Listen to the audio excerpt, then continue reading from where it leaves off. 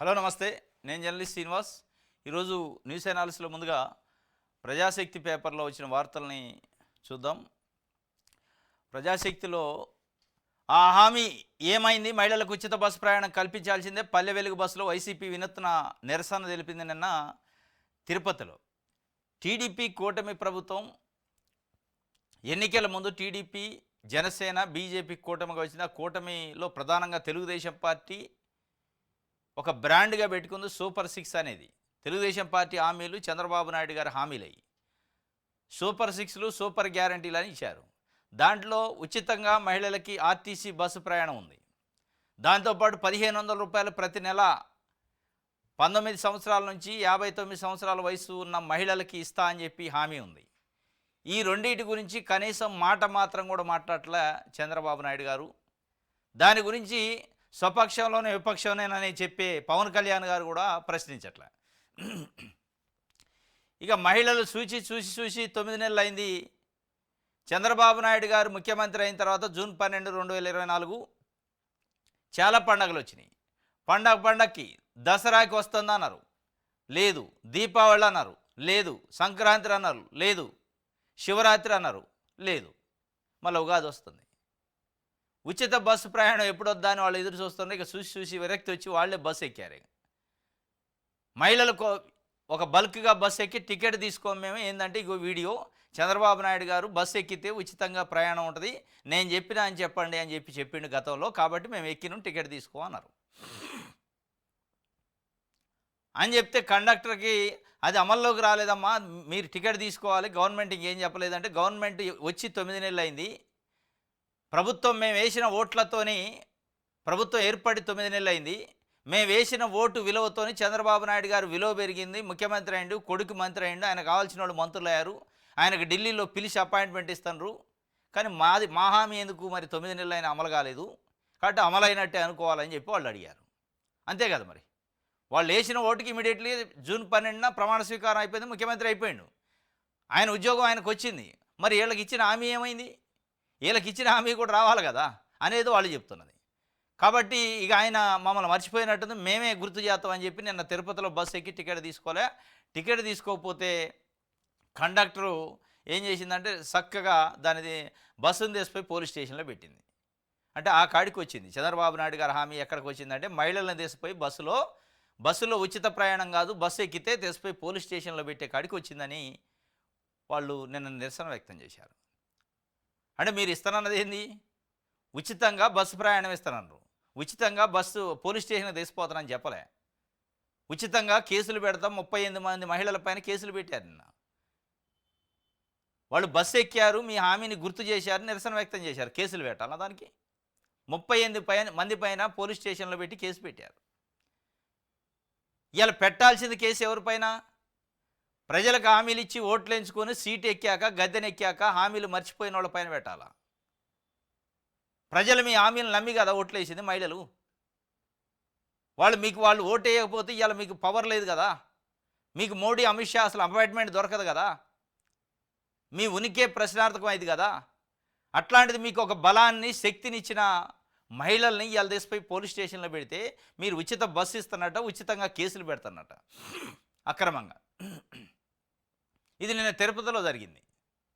కాబట్టి ఇక ఈ హామీ ఉంది, ఇంకొక హామీ కూడా ఉంది, మహిళలకు 1500. ఇక దానికి కూడా నిరసనలు వచ్చే అవకాశం ఉంది. అంటే ప్రభుత్వం మాటలు చెప్పి మర్చిపోయింది కాబట్టి గుర్తు చేయడానికి రకరకాల పద్ధతుల్లో నిరసనలు వ్యక్తం చేస్తాను. ఇప్పటికైనా కళ్ళు తెరిచి చంద్రబాబు నాయుడు గారు ఇంకొక 10 రోజులు ఉగాది వస్తుంది, ఉగాదికి అన్నారు, ఈ ఉగాది నుంచి అయినా కనీసం ఉచిత బస్సు ప్రయాణం మహిళలకి ఇవ్వాలి. ఎందుకంటే పక్కనున్న తెలంగాణ రాష్ట్రంలో ప్రమాణ స్వీకారం చేసిన నెక్స్ట్ డేనే ఇచ్చారు. మరి 45 సంవత్సరాల రాజకీయ జీవితం అన్నీ చూసి, విజన్ ఉన్న నాయకుడు అన్నీ చూసి హామీ ఇచ్చిండు కదా. మరి తెలంగాణలో అసలు క్యాబినెట్ మంత్రి కూడా కాకుండా డైరెక్ట్ ముఖ్యమంత్రి అయిన రేవంత్ రెడ్డి అమలు చేస్తున్నప్పుడు మీరు ఎందుకు చేయలేరు? అంటే చేసే ఉద్దేశం లేదా? చెప్పిన ఓట్లు ఎంచుకున్నాం, ఇక మనకి ఇప్పుడు మళ్ళీ 5 ఏళ్ల దాకా వాళ్ళు ఓట్లు అవసరం లేదు కాబట్టి ఏం కాదులేని ఒక ధీమానా అనేది అలా మహిళలకు మీరు సమానం చెప్పాలి.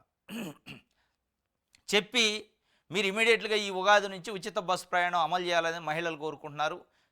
రూ. 1500 వాళ్ళకి మహిళా నిధి ఇస్తానన్నారు, అది ఇవ్వాలని వాళ్ళు కోరుకుంటున్న పరిస్థితి. మరి ఏం చేస్తారో చూడాలి. ఒక్క ఇప్పుడు హామీ ఏమైందంటే హామీ సున్నా అయింది.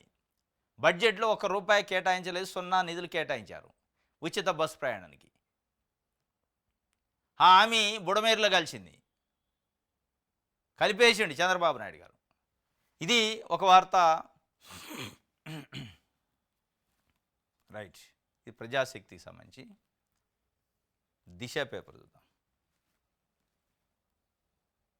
ఆ శరీర భాగాలు ఇజ్రావాట. మొన్న బెడ్షీట్లో మొండెము, కాళ్ళు, చెయ్యి లభ్యం, మరో ప్రాంతంలో తల, మరో చెయ్యిని గుర్తించిన పోలీసులు. నిందితులను కఠినంగా శిక్షించాలని అనకాపల్లి ఎస్పీకి సీఎం చంద్రబాబు ఫోను. నిన్న బ్లాంకెట్లో, బెడ్షీట్లో కాళ్ళు, చేతులు, శరీర భాగాలు చుట్టి దొరికినాయి. దానికి సంబంధించి ట్రేస్ అవుట్ చేశారట. ఒక హిజ్రావట శరీర భాగాలు, కానీ ఎవరు అనేది నిందితులను గుర్తించే దాంట్లో పోలీసులు ఉన్నారట. గుర్తించారట. వాళ్ళ అంటే మొండెం, ఆ తల ఎవరిదనేది గుర్తించారని నిందితులను గుర్తించాలి. దానికి సంబంధించి ఎస్పీకి, అనకాపల్లి ఎస్పీకి చంద్రబాబు నాయుడు గారు, ముఖ్యమంత్రి గారు కూడా ఫోన్ చేసి కఠినంగా శిక్షించాలని అంటారు. ఇక జరిగాక కఠినంగా శిక్షిస్తారో ఏం చేస్తారో, కానీ జరగక ముందు మహిళలపైన చేయాలంటే, మహిళల్ని ఇబ్బంది పెట్టాలంటే, అరెస్ట్ చేయాలంటే భయపడే పరిస్థితి తీసుకురావాలి. ఇప్పుడు భయపడేది మహిళలు అవుతున్నారు, నిందితులు ఆరాంసే ఉంటున్నారు. మాట్లాడితే చంద్రబాబు నాయుడు గారు, పవన్ కళ్యాణ్ గారు, వంగలపూడి అనిత హోంమంత్రి గారు ఏం చెప్తారు? ఎవరైనా మహిళలపైన హత్యలు కానీ, అత్యాచారాలు కానీ, వేధింపులు చేస్తే వాళ్ళకి, వేధించిన వాళ్ళకి అదే చివరి రోజు అంటున్నారు. ఆ చివరి రోజు వేధింపులు చేసిన వాళ్ళకి అట్లా మహిళలకు అవుతుంది. ఎవరైతే బాధిత మహిళలు ఉన్నారో వాళ్ళకే చివరి రోజులు అవుతుంది తప్ప, వేధించినోడు చక్కగా ఆరాంసే జైల్లో పోయి భోజనం చేస్తాడు. మీరు చెప్పేదానికి చేసేదానికి పొంతం లేకనే ఎక్కువవుతున్నాయి అనేది ఎలా? మరి దానిపైన కనీసం రివ్యూ అనే చేసుకోవాలి. వైసీపీకి మరో షాక్ అడ్డ. పార్టీకి మర్రి రాజశేఖర్ రాజీనామా, ఎమ్మెల్సీ పదవి కూడా టీడీపీ నేతలతో టచ్లోకి మర్రి. ఇప్పటికే 4 ఎమ్మెల్సీలు వైసీపీకి గుడ్ బై చెప్పారు. ఆయన గుడ్ బై చెప్పిండు. మర్రి రాజశేఖరు వైసీపీకి సంబంధించిన ఎమ్మెల్సీ, ఇంకా 4 సంవత్సరాల పదవి కాలం ఉంది. ఆయనకి పదవి వచ్చింది 2023లో. దాని తర్వాత ఎన్నికలు అయిన తర్వాత, జగన్మోహన్ రెడ్డి ప్రభుత్వం, పార్టీ ఓడిపోయిన తర్వాత చిలకలూరుపేట ఇన్ఛార్జి పదవి మాజీ మంత్రి విడుదల రజనీకి ఇచ్చినందుకు ఈయన కొంత అసంతృప్తి వ్యక్తం చేసి అప్పటి నుంచి యాక్టివ్గా లేడు పార్టీలో. పార్టీకి కాస్త దూరం మెయింటైన్ చేస్తుండే. ఈలోపు నారా లోకేష్ గారు పిలుచుకొని మాట్లాడిండని, నువ్వు రాజీనామా చేయి పార్టీలో అదే మన పార్టీకి ప్లస్ ఎమ్మెల్సీ పదవికి. ఎందుకంటే వాళ్ళకి ఇప్పుడు ఎమ్మెల్సీలు ఖాళీ కావాలి. ఖాళీ అయితే తెలుగుదేశం పార్టీ సంఖ్య పెంచుకోవడానికి రకరకాల పద్ధతులు ఉపయోగిస్తున్నారు. దాంట్లో ఇదొక పద్ధతి. రాజీనామాలు వాళ్ళతోనే చేపించి ఆమోదింపజేసుకొని ఆ పదవులు మళ్ళా తెలుగుదేశం పార్టీ వాళ్ళకి ఇచ్చుకునేటట్టు. దానికి సంబంధించి నేను రిజైన్ ఇంకా కొంతమంది కూడా ఉండరట ఎమ్మెల్సీలు. మా రాజీనామాలను ఆమోదించండి అని చెప్పి ఇష్టం ఉన్నా లేకపోయినా బలవంతంగా వాళ్ళు ఫోర్స్ఫుల్గా చేస్తున్నట్టు. మొత్తానికైతే దండం పెట్టి మండలి చైర్మన్కి రాజీనామా ఆమోదింపజేసుకుంటున్నారు. ఆమోదించిండు, ఒకటి ఖాళీ అయింది. ఇంకోటి, అత్యంత సంపన్న ఎమ్మెల్యేలో మనోళ్ళు 7 ఉన్నారట. ఆంధ్రప్రదేశ్ అసెంబ్లీలోని ఎమ్మెల్యేలలో మొత్తం భారతదేశంలో ఉన్న సంపన్న ఎమ్మెల్యేలు మన దగ్గరే ఉన్నారట 7. మొత్తం సంపన్న ఎమ్మెల్యేల్లో మొదటి 20 మందిలో మన దగ్గర ఉన్న మన ఏపీ అసెంబ్లీలో ఉన్న వాళ్ళు 7 ఉన్నారు. అంటే మనం ఏ స్థాయిలో ఉన్నాం, మన రాజకీయ నాయకుల చిత్తశుద్ధి, కమిట్మెంటు, విలువలు, నీతి నియమాలు ఎట్లున్నాయి అనేది గమనించాలి. మళ్ళీ దీంట్లో గమ్మత్తు ఏంటంటే, ప్రధాన పార్టీలకు సంబంధించి ముఖ్యమంత్రి ఉండు, అపోజిషన్ పార్టీకి సంబంధించి అధ్యక్షుడు జగన్మోహన్ రెడ్డి గారు కూడా ఆ జాబితాలో. ఇదనమాట. ఈ రాష్ట్రం 10 లక్షల కోట్ల అప్పులైనవి అని ఒక ఆయన, 14 లక్షల కోట్లు అయినాయి అని, 10 లక్షలని, 11 అని, 9 అని అప్పులైనవి రాష్ట్రానికి అంటున్నారు. కానీ రాష్ట్రానికి అప్పులైతేనే ప్రజలపైన నెత్తికింత అని అప్పేస్తున్నారు. కానీ రాజకీయాలు చేసి 24/7 రాజకీయాలు తప్ప, ప్రజాసేవ తప్ప మాకు వేరే తెలియదనే మేము మచ్చలేని నాయకులు అని చెప్పుకునే మరి నాయకులు ఎట్లా అవుతున్నారు? అత్యంత ధనికమైన ముఖ్యమంత్రులు ఎట్లా అవుతున్నారు దేశంలో? అత్యంత ధనికమైన ఎమ్మెల్యేల జాబితాలో మనమే ఎందుకున్నాం 7 మొదటి 20 మందిలో. మరి రాష్ట్రమే అప్పుల పాలైంది, కానీ నాయకులు అప్పుల పాలు పాటలే. నాయకులు అత్యంత ధనికులు అవుతున్నారు. ఎట్లా ఈ లాజిక్ ఏందో ప్రజలకు చెబితే బాగు. మరి మళ్ళీ పొద్దున్నలేస్తే ప్రజల మధ్యలో ఉంటారు, ప్రజా సేవే వెళ్దాయి, మా జీవితమే ప్రజల కోసం అంటారు. ప్రజల కోసం జీవితం ఉన్న వాళ్ళకి ఈ రకంగా సంపన్నమైన ఎమ్మెల్యేలు ఎట్లయ్యారు? దాంట్లో చంద్రబాబు నాయుడు గారు, జగన్మోహన్ రెడ్డి గారు మాజీ ముఖ్యమంత్రి, నారా లోకేష్ గారు, బాలకృష్ణ గారు, ప్రశాంతి రెడ్డి అట, వి నారాయణ మున్సిపల్ శాఖ మంత్రి, వీళ్ళంతా ఉన్నారు. మరి ఎట్లయితుండ్రో ఆ లాజిక్ ఏందో ప్రజలకు చెప్తే వాళ్ళు కూడా పాపం సంపన్నులు కాకపోయినా కనీసం లక్షాధికారులన్న అవుతారు. మీ అంత సంపన్నులు కాకపోయినా ఇలా 7 ఉన్నారట. మొదటి 20 మందిలో అత్యంత సంపన్నమైన దేశంలో ఎమ్మెల్యేలలో మొదటి 20 మందిలో 7 మనోళ్ళే ఉన్నారు. అంటే మన తెలుగు రాష్ట్రాలకు సంబంధించిన రాజకీయ నాయకుల కమిట్మెంట్ ఏంది, రాజకీయాలు దేనికి చేస్తున్నారు, నిజంగానే ప్రజాసేవకి ప్రజల కోసమే చేస్తున్నారని దీన్ని బట్టి చూస్తే అర్థమైపోయాయి. రాష్ట్రాలు అప్పుల పాలవుతున్నాడు, తెలంగాణ ఏపీ కూడా. ఈ రెండు కూడా అప్పుల పాలైన అప్పులని ప్రతి రాజకీయ పార్టీ ప్రతిపక్షంలో ఉన్న అప్పులు చేసిండు దివాలా దించిండు అంటున్నారు. మరి జగన్మోహన్ రెడ్డి దివాలా తీసిండు, శ్రీలంక చేసిండు రాష్ట్రాన్ని అన్నారు. మరి శ్రీలంక చేసిన రాష్ట్రంలో అత్యంత సంపన్నమైన ముఖ్యమంత్రి చంద్రబాబు నాయుడు గారు ఎట్టయిండు, అత్యంత సంపన్నమైన పార్టీ అధ్యక్షుడిగా జగన్మోహన్ రెడ్డి గారు ఎట్టయిండు, లోకేష్ గారు, చంద్రబాబు నాయుడు గారి కుటుంబంలో ముగ్గురు ఉన్నారు. బాలకృష్ణ గారు, లోకేష్ గారు, చంద్రబాబు నాయుడు గారు, 7గురిలో 3 వాళ్ళే ఉన్నారు, వాళ్ళ కుటుంబమే. నారాయణ గారు ఆయనకు అత్యంత దగ్గర ఆయన ఉన్నాడు. అంటే ఇది ఏ రకంగా మరి సాధ్యమవుతుందో అది ప్రజలకు చెబితే బాగు. కాబట్టి ఏ రాజకీయ పార్టీ అయినా, రాజకీయ పార్టీ నాయకులైనా ఈ ప్రజాసేవ అనే ముసుగు తప్ప ఇక్కడ ప్రజాసేవ లేదు, ఆస్తులను పెంచుకునే కార్యక్రమం ఉందనేది దీన్ని బట్టి మనకు అర్థమవుతుంది. ఎక్కడా లేదు ప్రజాసేవ. ప్రజాసేవ ఏముంది? ప్రజలు వేసిన ఓట్లతోని, ప్రజల డబ్బులతోని అనుభవించుకుంటా ప్రజాసేవ నువ్వు చేసేది ఏంది? ఎవడన జాతడు. ప్రజలు పెట్టిన భిక్షతోని, ప్రజలు ఇచ్చిన పదవితోని, వాళ్ళు కట్టే ట్యాక్సులతోని, వాళ్ళు తినే నీళ్ళు, వాళ్ళు తాగే నీళ్లు, వాళ్ళు తినే తిండితో సహా, మెతుకుతో సహా ప్రజలు ఇచ్చినయే. చంద్రబాబు నాయుడు గారు లాంటి రాజకీయ నాయకుడు దాదాపు 35-40 సంవత్సరాల నుంచి చట్టసభల్లోనే ఉండు. ఆయన ఎప్పుడు లేకుండా లేడు. కాబట్టి ఆయన ప్రతి తినే గింజ పైన ప్రజలు కట్టిన ట్యాక్సే ఉంటుంది. అట్లా చాలామంది ఉన్నారు నాయకులు. నిజంగానే మరి అదే కమిట్మెంట్తో చేస్తానరా? చేయట్లా. చేస్తే మరి సంపన్నులు ఎట్టయితారు? కారు కదా. చాలామంది ఇప్పుడు గుమ్మడి నరసయ్య గారు అని తెలంగాణ ఖమ్మం జిల్లాలో ఇల్లందు కాన్స్టిట్యున్సీలో 5 సార్లు ఎమ్మెల్యే చేసిండు. ఆయన ఇవాళ సైకిల్ మీద తిరుగుతుండు. హైదరాబాద్ వస్తే బస్సుకు వస్తాడు. మరి ఆయన ఎమ్మెల్యే చేసిండు, మీరు ఎమ్మెల్యేలు చేశారు. మీరేమో కార్లు ఏది మోడల్ కొత్తది వస్తే అది, బంగ్లాలు ఏది మోడల్ కొత్తది వస్తే అది, ఎక్కడ ఫామ్ హౌస్ కావాలంటే అక్కడ వస్తున్నాయి. మరి ఆయనకు రాలే, మీకు వస్తున్నాయి ఎందుకో? మరి ఆయనది ప్రజాసేవ, మీది ప్రజాసేవ. ఇవన్నీ ఒట్టి ముచ్చట డొల్లా. ఈ ప్రజాసేవ లేదు, మన్ను లేదు. ప్రజాసేవ పేరుతోని, రాజకీయాల పేరుతోని ముసుగు ఒకటేసుకొని తరతరాలు తిన్నా తరగని ఆస్తులు సంపాదించుకోవడమే ఈ సంపన్నుల పని. ఏరే ఏం లేదు. దేశంలో రిచెస్ట్ ఎమ్మెల్యేల ఆస్తులు 3,400 కోట్లు. నిరుపేద శాసనసభ్యుడి వద్ద ఉన్నది 1,700 మాత్రమే. నిరుపేద శాసనసభ్యుడు కూడా ఉండు ఏళ్లలో. మళ్ళా ఆయన త్రిపురలో ఉండు. త్రిపుర స్టేట్లో ఒక శాసనసభ్యుడు ఉండి ఆయనకు 1,700 ఉన్నాయి డబ్బులు. అంటే చదువుకునే విద్యార్థుల దగ్గర ఉండే డబ్బులు కూడా లేవు. మన దగ్గర, మన రాష్ట్రంలో చదువుకునే విద్యార్థుల దగ్గర ఉన్న పాకెట్ మనీ అంత కూడా లేదు. అది కమిట్మెంటు. దాన్ని ప్రజాసేవ అంటారు, దాన్ని రాజకీయం అంటారు.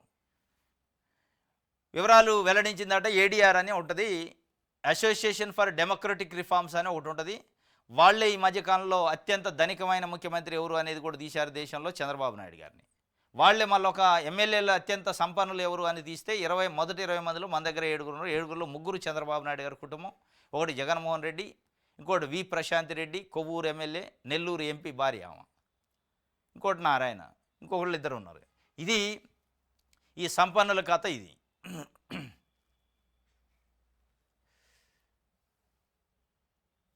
రైట్. సాక్షి చూద్దాం. ఏపీ సాక్షి. ఆశల ఎండమామిడి, పెరుగుతున్న పగటి ఉష్ణోగ్రతలు, రాత్రుళ్ళు మంచు ప్రభావం అంట. ఫ్రూటు సెట్టింగ్ను దెబ్బతీస్తున్న వాతావరణ మార్పులు, నల్లతామర ఉధృతికి తోడు తొలిసారి మ్యాంగో లూఫర్ విజృంభణట. మామిడి కాయ అంత పూత దశలో ఉంది, మొత్తం రాలిపోతుందట. ఉష్ణోగ్రత ఎక్కువైంది, దాంతోపాటు నల్లతామర బాగా వస్తుందట. అది అట్లా ఉండగానే ఉష్ణోగ్రత వల్ల మొత్తం పూత రాలుతుందట. దీనివల్ల చాలా ఇబ్బందికరమైన పరిస్థితి ఉందని. చెట్టంతా పూత, దీంతో ఈ ఏడాది ఇక చింత లేదనుకున్నారు. పిందె పడడమే ఆలస్యం, తమ పంట పండినట్లే భావించారు. కానీ పగబట్టినట్టు వాతావరణ మార్పులు, కొత్త రకం పురుగులు కలిసి దాడి చేశాయి. ఫలితంగా పూతతో పాటు రైతుల ఆశలు నెలరాలుతున్నాయి. 4 డబ్బులు మిగులుతాయని భావిస్తే ఎర్రటి ఎండలో నీటి జాడను భ్రమింపజేసే ఎండమావుల్లా మారింది వారి పరిస్థితి. ఆంధ్రప్రదేశ్ మామిడి అంటే దేశ విదేశాల్లో గొప్ప పేరు. ఈసారి చాలా క్లిష్టమైన పరిస్థితి అట మామిడికి సంబంధించి. ఇంకోటి, సోషల్ మీడియా పోస్టులు వ్యవస్థీకృత నేరం అంటే ఎలా? వ్యవస్థీకృత నేరం కింద వచ్చేవి ఏమిటి? చట్టం స్పష్టంగా చెప్పింది, సోషల్ మీడియా పోస్టులు సైబర్ నేరంతో సమానంగా చూడలేము, వీటిని మెటీరియల్ బెనిఫిట్గా భావించలేము, ఈ మొత్తం వ్యవహారంలో స్పష్టత ఇవ్వండి పోలీసులను ఆదేశించిన హైకోర్టు ఈ నెల 26న తదుపరి విచారణ. సామాజిక మాధ్యమాల్లో పెట్టే సోషల్ మీడియా పోస్టులపైన, సోషల్ మీడియా యాక్టివిస్టులపైన ఈ మధ్యకాలంలో ఆంధ్రప్రదేశ్లో ఎఫ్ఐఆర్లు బాగా చేస్తారు, కేసులు పెట్టి. దాంట్లో కూడా అతి ముఖ్యమైన బిఎన్ఎస్లో 111 సెక్షన్ అని ఉంది, 111 అనే సెక్షన్ పెడుతున్నారు. ఆ సెక్షన్ దేనికి పెట్టాలి?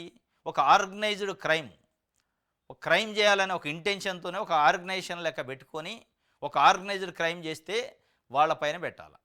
అంటే ఒప్పంద హత్యలు, అంటే ఒప్పందం చేసుకొని సఫారీ హత్యలు చేస్తారు కదా, అట్లాంటి వాళ్ళపైన పెట్టే కేసులను సోషల్ మీడియాలో ఒక పోస్ట్ పెడితే పెడుతున్నారట. మరి ఎంత దారుణమైన పరిస్థితి. మరి ఇది ఏమి ప్రజాస్వామ్య ప్రభుత్వం అంటారు దీన్ని? సోషల్ మీడియా పోస్టులు పెడితే అది ఆర్గనైజ్డ్ క్రైమ్ కింద వ్యవస్థీకృత నేరం అని పెడుతున్నారట. దానిపైన హైకోర్టు సీరియస్ అయింది. ఇది ఎట్లా ఇద్దరు నాయన? వ్యవస్థీకృత నేరం అంటే ఏంది? మీరు ఇక్కడ పెట్టిన సెక్షన్ ఏంది? ఇక్కడ పెడుతున్న మీరు చెప్తున్న అఫెన్స్ ఏంది? పెట్టిన సెక్షన్ ఏంది? అది పెద్ద పెద్ద లూటీలు చేసేవాళ్ళు, ఒక ఆర్గనైజ్డ్ చేసేవాళ్ళు, కావాలని క్రైమ్ చేసేవాళ్ళు, వాళ్ళపైన పెట్టాల్సిన కేసుల్ని, ఈ సఫారీ హత్యలు చేసేవాళ్ళ పైన పెట్టాల్సిన కేసుల్ని వీళ్ళపైన ఎట్లా పెడతారు? ఇంటెన్షనల్గా పెద్ద ఎత్తున సైబర్ క్రైమ్ చేసి డబ్బులు పోగేయాలని చూసేవాళ్ళ పైన పెట్టాల్సిన కేసుల్ని సోషల్ మీడియాలో చిన్న చిన్న పోస్టులు, అంటే ప్రభుత్వం పైనో, రాజకీయాల పైనో, రాజకీయ పార్టీ నాయకుల పైనో వాళ్ళ ఒపీనియన్ని ప్రజలు చెప్తే, వాళ్ళ ఒపీనియన్ జస్ట్ దాంతో పెద్ద కొంపల మునిగేది లేదు, భూమి బద్దలయ్యేది లేదు. ఆ ఒపీనియన్ ఇని ఓట్లు ఇటు దటు ప్రభుత్వాలు తారుమారయ్యేది లేదు.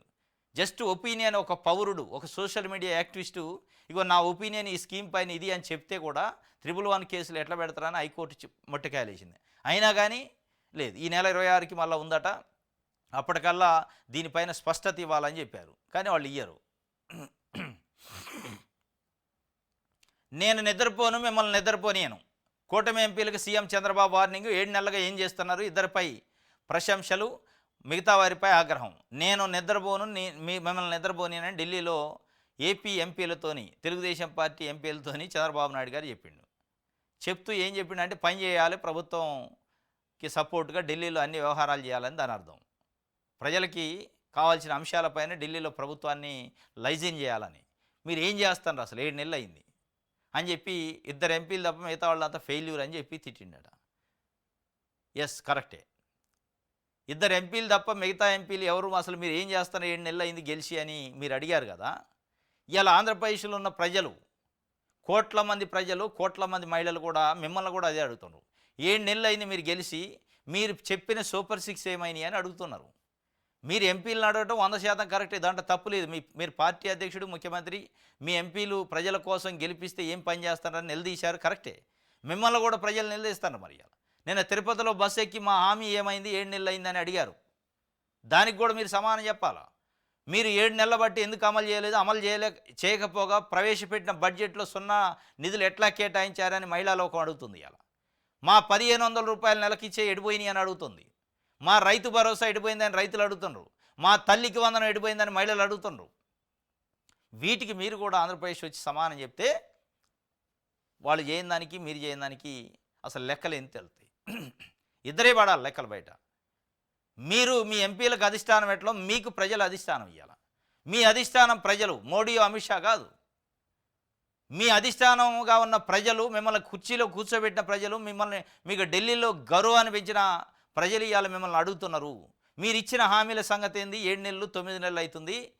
మీరు చేస్తారా, చేయరా? చేయకపోతే ఎందుకు చేయరు? యూటర్న్ ఎందుకు తీసుకున్నా? మోసం చేశారా చెప్పండి, వంచన చేశారా చెప్పండి అంటున్నారు. అది కూడా చెప్పాలి. మీరు ఏ రకంగా అయితే క్లాస్ బీకేఆర్ ఎంపీలకి ఆగ్రహం వ్యక్తం చేశారో ప్రజలు కూడా ఆగ్రహం వ్యక్తం చేస్తున్నారు. కాబట్టి వాళ్ళు ప్రజలు కాబట్టి వాళ్ళ నోరును నొక్కే ప్రయత్నం చేస్తున్నారు. సోషల్ మీడియాలో పెడితే 111 కేసులు పెడుతున్నారు. ఈ ఎన్ని కేసులు పెట్టినా మళ్ళీ 5 సంవత్సరాల తర్వాత వాళ్ళు వీటన్నిటికంటే బలమైన ఆయుధం వాళ్ళ కాడ ఓటు అనేది ఉంది. ప్రజల కాడ వాళ్ళు పెట్టాల్సిన కాడ పెడతారు. ఇక ఆ పెట్టుడికి దిమ్మ తిరిగి మైండ్ బ్లాక్ అయింది. కాబట్టి అక్కడ దాకా తెచ్చుకోకుండా వాళ్ళకి ఇచ్చిన హామీలు ఏందో ఒకసారి రివ్యూ చేసుకోండి. రైట్, ఇది ఒక వార్త.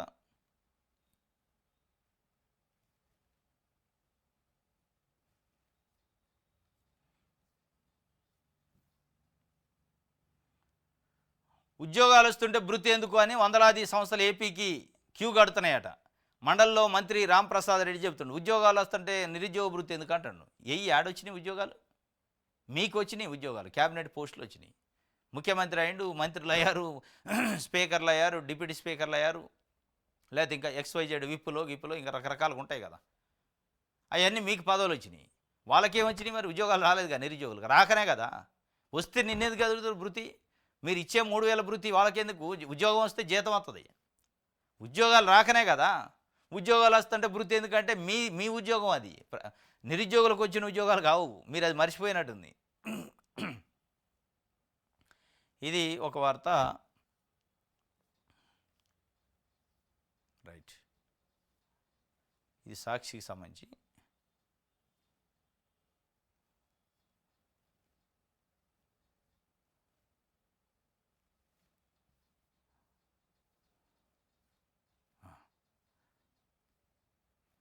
ఇలాగైతే సాగు చేయలేమని విద్యుత్ శాఖ అధికారులు అర్ధరాత్రి దాడులు చేస్తున్నారు.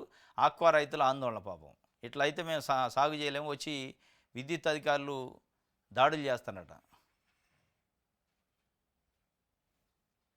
రైట్,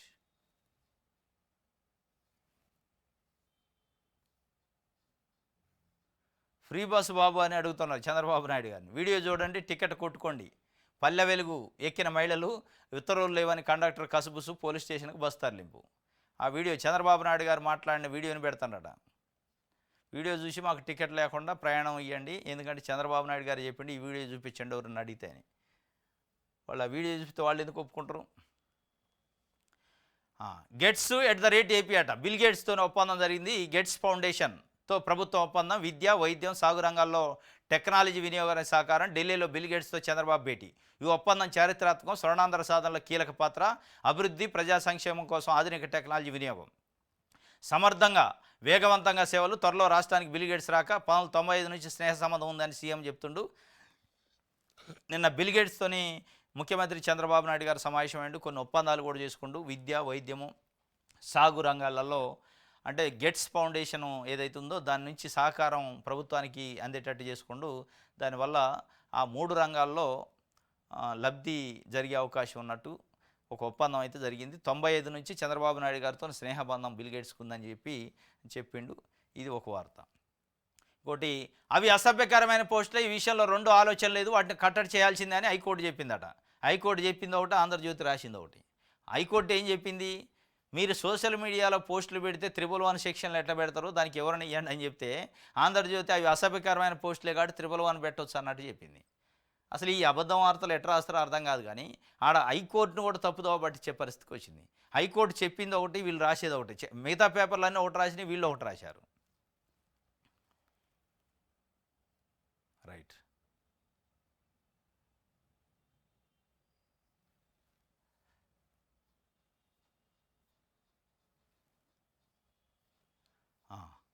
బతుకుతానో లేదో అని చెప్పి వైసీపీ నుంచి ప్రాణహాని ఉందని చెప్తుండట. జైల్లో తోటి నిందితులే భయపెట్టారు. వివేక్ హత్య కేసులో A2 సునీల్ ఆందోళన. కడప ఎస్పీకి లిఖితపూర్వకంగా ఫిర్యాదు. హత్య సినిమా నిలిపేయాలని డిమాండ్. బతుకుతానో లేదా అని భయం ఉందట. వైసీపీ శ్రేణులతో భయం ఉన్నట్టు ఆంధ్రజ్యోతి రాసింది. ఆయన చెప్పిండో లేదు కానీ వీళ్ళు రాశారు. ఒకవేళ వైసీపీ శ్రేణులతో భయం ఉంటే ఇవాళ అధికారంలో వైసీపీ లేదు, తెలుగుదేశం పార్టీ ఉంది. ఆయన చుట్టూ గన్మెన్లు పెట్టి కాపాడవచ్చు, కాపాడే అవకాశం ఉంది. మాకు రక్షణ లేదు అని దస్తగిరి మొన్న నాకు రక్షణ కల్పించండి, నా ప్రాణాలకి హాని ఉంది అని చెప్పి ఆయన కోరుకుండు. ఆయనకి భద్రతను తగ్గించింది కూటమి ప్రభుత్వం వచ్చాక. మరి ఎందుకు తగ్గించినట్టు దాంట్లో ఉన్న మతలబ్ ఏంది? ఆయనే చెప్పిండు, నా భద్రతను కుదించింది కూటమి ప్రభుత్వం వచ్చిన తర్వాత. ఆయన ఆంధ్రజ్యోతిలో రాసిండు, ఆయన చెప్పిండు. మరి ఈయన A2 అట సునీలు. మరి ఈయనకు కూడా భద్రత కుదించామన్నా మళ్ళీ అది వైసీపీ అని వైసీపీ వాళ్ళతో ప్రమాదం ఉందని చెప్పిస్తారా తెలియదు. కానీ వైసీపీతో ప్రమాదం ఉన్నప్పుడు వైసీపీ నుంచి కాపాడలేని ప్రభుత్వం ఇది. వైసీపీ కార్యకర్తలు, నాయకుల నుంచి ఒకవేళ నిజంగానే వాళ్ళతో థ్రెట్ ఉందనుకోండి, కొద్దిసేపు ఆ థ్రెట్ నుంచి ఒక ఖైదీని కాపాడలేకపోతే ఒక నిందితుడిని మరి ప్రభుత్వం ఎట్లా నడుపుతున్నారు? ప్రభుత్వం మొత్తం ప్రజలకి ఏం భరోసా ఇస్తారు శాంతి భద్రతల్లో? ఆంధ్రజ్యోతి రాసింది, ప్రాణాల మీద ప్రమాదం ఉంది, వైసీపీ వల్లనే నాకు ప్రాణానికి ప్రమాదం ఉందని చెప్పినట్టు చెప్పి. మరి వీళ్ళందరికీ ఏదో స్కెచ్ పెడతాను రాయింది అర్థం కావట్లే. ఆంధ్రజ్యోతిలో లీక్ ఇస్తూ ఉంటారు, మాకు ప్రాణానికి ప్రమాదం ఉంది వైసీపీ వల్ల అనిపించి ఏమైనా ముంచుతారా తెలియదు. కానీ నిజంగానే కాపాడాలనుకుంటే ప్రభుత్వానికి పెద్ద సమస్యే కాదు అది. భర్తను చంపి ముక్కలు చేసి సిమెంట్ డబ్బాలో వేసిందట ప్రియుడితో కలిసి భార్య కిరాతకం. అసలు మనుషులు చూస్తుంటే మానవత్వం మంట కలిసిందంటే ఇదే అంటారు. మొన్న ఈ మధ్యకాలంలో హైదరాబాదులో కూడా ఇదే జరిగింది. వాడు భార్యను చంపిండు, ఇక్కడ భర్తను చంపింది. ఇక్కడ హైదరాబాద్లో భార్యను చంపి ముక్కలు ముక్కలు చేసి మటన్ ముక్కలు లెక్క చేసి పీసులు చేసి దాన్ని ఉడకబెట్టి షేర్వా లెక్క చేసి తెసిపోయి డ్రైనేజీలో కలిపిండు. ఏమో భార్య ఇక్కడ ప్రియుడితో కలిసి భర్తను చంపి ముక్కలు ముక్కలు చేసి తడి సిమెంట్లో పెట్టిందట. అంటే గడ్డగట్టిగా దానికి బయటికి రాకుండా తెలవటం కోసం. ఇది ఉత్తరప్రదేశ్లో మేరట్లో జరిగిందట. నిన్న కాదు, ఎప్పుడు మార్చి మొదటి వీక్లో జరిగితే నిన్న బయటకు వచ్చిందట. అది మేరట్లో ఇద్దరు లవ్ మ్యారేజ్, మళ్ళా లవ్ మ్యారేజ్ చేసుకుని అత్యంత సంపన్నుడట భర్త. మంచిగా ఒక పాప పుట్టిందట. పాప పుట్టిన తర్వాత ఇద్దరి మధ్యలో గొడవలు స్టార్ట్ అయ్యి ఇట్లాంటి వ్యవహారాలు చేస్తుంది ఎఫ్ఐఆర్స్ అని చెప్పి ఆయన విడాకుల దాకా పోయినోడల్లా ఒక పాప ఉంది, పాప కోసం మళ్ళా కలిసి ఉంటున్నారట. ఈ మధ్యకాలంలో ఆయన వేరే దేశం పోయి జాబ్ కోసం పోయిండట. 2 సంవత్సరాలు అయింది. నేను మొన్న పాప 6వ బర్త్డే అని చెప్పి వచ్చిండట. వచ్చి మంచిగానే ఉన్నాడు, ఇంట్లో ఉంటున్నారు. మత్తు కలిపిన ఆహారాన్ని తినిపించి అతనికి ప్రియుడిని పిలిచి కత్తితోని పొడిచి ముక్కలు చేసి ఇద్దరు కలిసి ఆ ముక్కలను తీసిపోయి సిమెంటులో వాటర్ కలిపి ఆ సిమెంటు దాంట్లో లిక్విడ్లో పెట్టారట. అది గడ్డగట్టి దాంట్లో కలిసిపోవడం కోసం. ఇదంతా అయిన తర్వాత ఏం చేశారో తెలుసా? ఇద్దరు కలిసి, వాడు ప్రియుడు, ఆమెకంటే ఏజ్ ఒక 2 సంవత్సరాలు తక్కువ, ఇద్దరు కలిసి వేరే వేరే వేరే టౌన్లో ఎక్కడికెక్కడ తిరుగుతుండ్రట. మొత్తం ఇక ఎంజాయ్, భర్తను చంపేసి. ఈ ఎంజాయ్ చేసే క్రమంలో ఆ సౌరభ్ ఏదైతే ఇప్పుడు భర్త చనిపోయిండో ఆయన సెల్ ఫోన్ కూడా తీసుకొని పోయి ఆయన సెల్ ఫోన్తో చాటింగ్లు ఇవి చేసుకుంటా, అంటే లైవ్లోనే ఉండని చెప్పడానికి వాట్సాప్లు, ఇన్స్టాగ్రాము, ఫేస్బుక్లో యాక్టివ్గా ఉండి, అంటే ఆయనే ఉండి చేస్తున్నట్టు. అతనికి సంబంధించిన పేరెంట్స్కి డౌట్ వచ్చి వాళ్ళు ఫోన్ చేస్తూ ఉన్నారట. ఇక ఫోన్ ఎత్తట్లేదు, ఇంకా డౌట్ వస్తుంది. ఫోను అంటే వాట్సాప్లు వాటిలలో సోషల్ మీడియాలో యాక్టివ్ ఉంటుండే ఫోన్ ఎందుకు ఎత్తట్లేదని డౌట్ వచ్చి పోలీసులకు కంప్లైంట్ ఇస్తే అప్పుడు పోలీసులు ఆ ఫోన్ రికార్డులు ఇవన్నీ తీసేసి కాల్ రికార్డులు తీస్తే అప్పుడు బయటకు వచ్చింది, తీసుకొచ్చి లోపటేశారు. ఇది ఒక్కొక్క దగ్గర ఏం భార్య ముక్కలు చేస్తుంది, ఇంకో దగ్గర ఏం భర్త ముక్కలు చేస్తాడు, ఇంకో దగ్గర ఇద్దరు కలిసి పిల్లల ముక్కలు చేస్తున్నారు.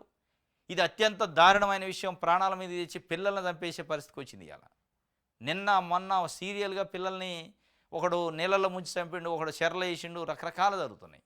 ఇది మానవత్వం ఎడిపోతుందో తెలియదు. ఇది మేరట్లో జరిగింది. ప్రియుడితో కలిసి భార్య కిరాతకం చేసింది. రైట్, ఇది ఆంధ్రజ్యోతికి సంబంధించి. ఈనాడు చూద్దాం. ఐక్యంగా ముందుకు, గేట్స్తో రాష్ట్ర సర్కార్ జట్టు 5 రంగాల్లో కలిసి పనిచేయాలని నిర్ణయం. చంద్రబాబు, బిల్ గేట్స్ సమక్షంలో ఒప్పందం. ఈ ఎంఓయూలు ఇతర రాష్ట్రాలకు నమూనా అని వెల్లడి. ఐక్యంగా ముందుకు పోదాం, 5 రంగాల్లో రాష్ట్రంలో సహకరిస్తారని చెప్పిందట బిల్ గేట్స్ ఫౌండేషన్. రైట్, రాష్ట్ర ప్రభుత్వ గౌరవ సలహాదారులుగా సోమనాథ్, సతీష్ రెడ్డి, సుచిత్ర ఎల్లా, కేపీసీ గాంధీ రాష్ట్ర ప్రభుత్వ గౌరవ సలహాదారులుగా పెట్టుకుంటూ క్యాబినెట్ హోదా ఇచ్చి ఒక 4గురిని చంద్రబాబు నాయుడు గారు. దాంట్లో సుచిత్ర ఎల్లా, కేపీసీ గాంధీ, సతీష్ రెడ్డి, సోమనాథ్. ఈ సుచిత్ర ఎల్లా ఎవరంటే ఈనాడు సంస్థలకి చుట్టాలు. వాళ్ళు ఈ వ్యాక్సిన్ కనిపెట్టారు కదా భారత్, దానికి సంబంధించి వాళ్ళకి ఇచ్చిండు. మరి ఎందుకు ఇచ్చిండో తెలియదు. రైట్, ఇది ఈనాడుకు సంబంధించి. ఆంధ్రప్రభ చూద్దాం. క్షేమంగా తిరిగి వచ్చిన సునీత విలియమ్స్ భారత సంతతి వ్యామోగామికి ప్రపంచ జేజేలు. ఆమెతో పాటు భూమికి చేరుకున్న విల్మోరు, మరో 2 ఫ్లోరిడా తీరంలో సాఫీగా ల్యాండ్ అయిన క్రూ డ్రాగన్. 9 నెలల సుదీర్ఘ నిరీక్షణ ఫలించింది, ఉత్కంఠకు తెరబడింది. అంతర్జాతీయ అంతరిక్ష కేంద్రం నుంచి భారత సంతతి వ్యామగామి సునీత విలియమ్స్ సురక్షితంగా భూమి మీదకి తిరిగి వచ్చారు. ఆమెతో పాటు విల్మోరు, మరో 2 వ్యామగాములు కూడా అంతరిక్ష యాత్రను విజయవంతంగా ముగించారు. భారత కాలమానం ప్రకారం బుధవారం తెల్లవారుజామున 3:27 అమెరికాలోని ఫ్లోరిడా సమీపంలోని సముద్ర జలాల్లో దిగారు. వ్యామోగాములకు సురక్షితంగా భూమికి చేరడంతో ప్రపంచం మొత్తం ఊపిరి పీల్చుకుంది. సుదీర్ఘ విరామం తర్వాత భూమికి చేరిన వారికి యావత్ ప్రపంచం వెల్కమ్ అని చెప్పింది. ఐఎస్ఎస్ నుంచి వారి ప్రయాణం నిర్దేశిత పారామితులకు అనుగుణంగా సాఫీగా సాగింది. అనుకోని పరిస్థితుల్లో 286 రోజులు అంతరిక్షంలో ఉండిపోయిన వీరి రాక్ కోసం యావత్ ప్రపంచం ఊపిరి బిగబట్టి ఎదురు చూసింది. క్యాప్సుల్ నుంచి బయటకు వస్తూ చిరునవ్వులు చిందించారు. అందరికీ హాయ్ చెప్తూ ఉల్లాసంగా కనిపించారు. ఇందుకు సంబంధించిన వీడియోలు, ఫోటోలు సామాజిక మాధ్యమాల్లో ఉన్నాయట. ఆమె ధైర్యం స్ఫూర్తిదాయకమని ప్రధాని మోడీ, ఎందుకంటే ఫ్యామిలీ గుజరాత్ మూలాలు ఉన్నాయి కాబట్టి భారతదేశమే బాగా అటెన్షన్ పెట్టింది. అయితే పాపం 286 రోజులు అంతరిక్షంలో ఉన్నారు అనుకోని పరిస్థితుల్లో. ఉన్న తర్వాత ఇక్కడికి వచ్చిన తర్వాత ఇక్కడ వాతావరణ పరిస్థితులకి ఆమె బాడీ కూడా సహకరిస్తుందా లేదా అనే ఉద్దేశంతో దాదాపు 45 రోజులు దానికి సంబంధించిన హెల్త్ సెంటర్లో ఉంచుతారట. అంత డాక్టర్ల పర్యవేక్షణలో, నిపుణుల పర్యవేక్షణలో ఉంచి ఆమె హెల్త్ని మొత్తం సెట్ చేసిన తర్వాతనే ఆమె ఇంటికి పంపిస్తారట. అప్పటిదాకా గవర్నమెంట్ పరిధిలోనే ఉంటుంది. వాళ్ళు నలుగురు కూడా. ఎందుకంటే వాళ్ళ హెల్త్ మళ్ళీ డిజార్డర్స్ వస్తే ఇబ్బంది కాబట్టి చాలా కేర్ తీసుకుంటున్న పరిస్థితి. రైట్, ఇది ఒక వార్త. ఇది ఈరోజు న్యూస్ అనాలిసిస్. రేపు తాజా వార్తలతో తిరిగి కలుసుకుందాం. Thank you.